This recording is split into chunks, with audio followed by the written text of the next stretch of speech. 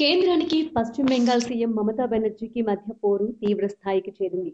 ఇప్పటికే ప్రధాని మోదీ, మమతా మధ్య ఉప్పు నిప్పులా పరిస్థితి ఉండగా కోల్కతా పోలీస్ కమిషనర్ను ప్రశ్నించడానికి సీబీఐ రావడంతో అగ్గి మరింత రాజుకుంది.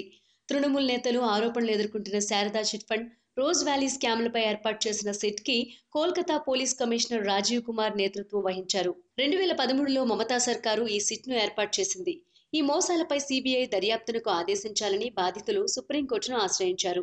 2014లో సుప్రీంకోర్టు దీనిపై ఆదేశాలు జారీ చేసింది. అప్పటి నుంచి సీబీఐ దర్యాప్తు మొదలైంది. ఈ రెండు స్కామ్లకు సంబంధించిన కీలక పత్రాలు గల్లంతైనట్లు సీబీఐ గుర్తించింది. ఈ కేసుల దర్యాప్తులో ఎన్నిసార్లు సమన్లు పంపినా పట్టించుకోలేదని, గల్లంతైన పత్రాల వివరాలు ఇవ్వలేదని సీబీఐ చెబుతోంది. రాజీవ్ కుమార్ చాలా రోజులుగా ఢిల్లీకి ముఖం చాటేస్తున్నారు. లోక్సభ ఎన్నికల నిర్వహణ సన్నద్ధతపై గురువారం ఈసీ నిర్వహించిన సమావేశానికి కూడా డుమ్మా కొట్టారు. ఢిల్లీలో అడుగుపెట్టగానే సీబీఐ తనను అరెస్ట్ చేస్తుందనే కారణంతోనే ఇలా చేసినట్లు భావిస్తున్నారు. ఈ క్రమంలో ఆదివారం అర్ధరాత్రి కమిషనర్ రాజీవ్ను ప్రశ్నించడానికి సీబీఐ ఆయన నివాసానికి వెళ్లడం ఉద్రిక్తతకు దారితీసింది.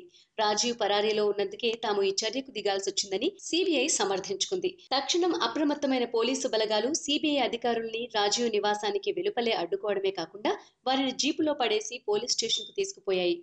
సీబీఐ దూకుడుపై మమత అగ్గి మీద గుగ్గిలమయ్యారు. హుటాహుటిన నేరుగా కమిషనర్ రాజీవ్ నివాసానికి చేరుకుని రాష్ట్ర సర్కారు తరపున పూర్తి సంఘీభావాన్ని ప్రకటించారు. గత నెల 31న ఒక్కరోజు సెలవు పెట్టడం మినహా కమిషనర్ నగరంలోనే ఉన్నారని, పరారీలో ఉన్నట్టుగా ఎలా నింద వేస్తారని కేంద్రాన్ని నిలదీశారు. ఆయన్ని విచారించేందుకు సీబీఐ వద్ద ఎలాంటి వారెంటూ లేదని చెప్పారు.